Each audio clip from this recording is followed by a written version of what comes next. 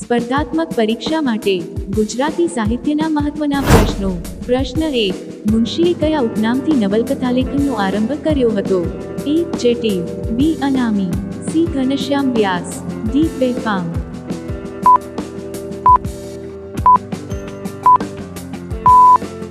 પ્રશ્નનો સાચો જવાબ છે C. ઘનશ્યામ વ્યાસ. પ્રશ્ન 2. ગુજરાત તો એક ભાવનાવાદી પણ જીવંત સાંસારિક વ્યક્તિ છે. આ ઉક્તિ કોની છે? A. Gandhiji, B. Suman Shah, C. Kama Munshi, D. Ravishankar Maharaj.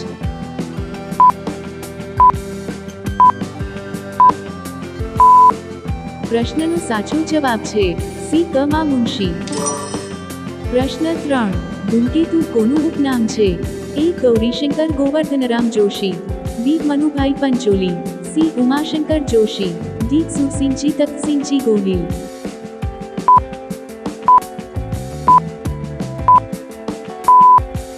પ્રશ્નનો સાચો જવાબ છે A. ગૌરીશંકર ગોવર્ધનરામ જોશી.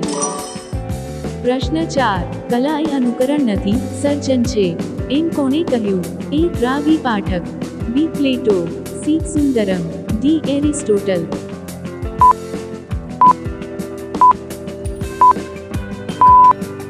પ્રશ્નનો સાચો જવાબ છે A. રા.વી. પાઠક.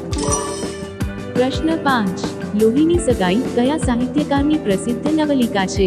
A. ઈશ્વર Petlikar, B. પન્નલાલ Patel, C. Rajendra Shah, D. Chunilal Madiya.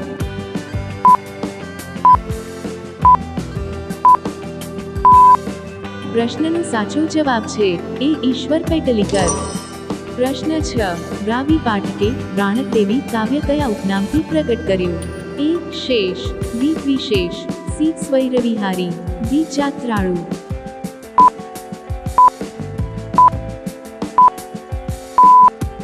પ્રશ્નનો સાચો જવાબ છે D. જાત્રાળુ.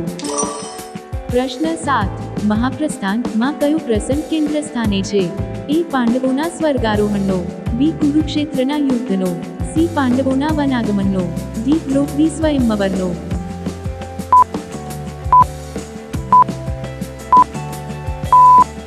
પ્રશ્નનો સાચો જવાબ છે A. પાંડવોના સ્વર્ગારોહણનો. પ્રશ્ન 8. વૈષ્ણપાયન કયા સાહિત્યકારનું તખલ્લુસ છે? A. Karsandas Manek, B. Chunilal Madiya, C. બીજુભાઈ Badheka, D. Manubhai Pancholi.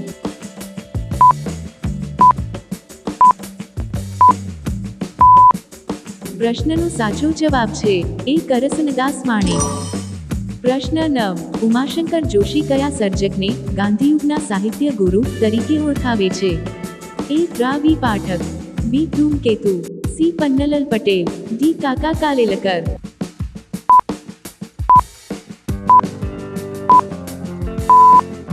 પ્રશ્નનો સાચો જવાબ છે A. રા.વી. Pathak.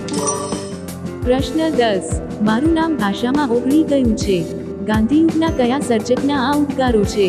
A. Mahadevbhai Desai, B. Gandhiji, C. Umashankar Joshi, D. ર.વ. Desai.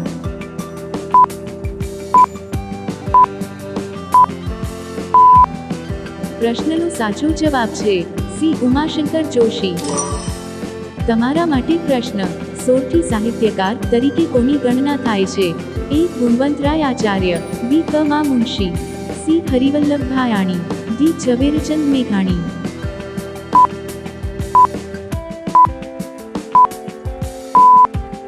તમારો આન્સર કોમેન્ટ કરો.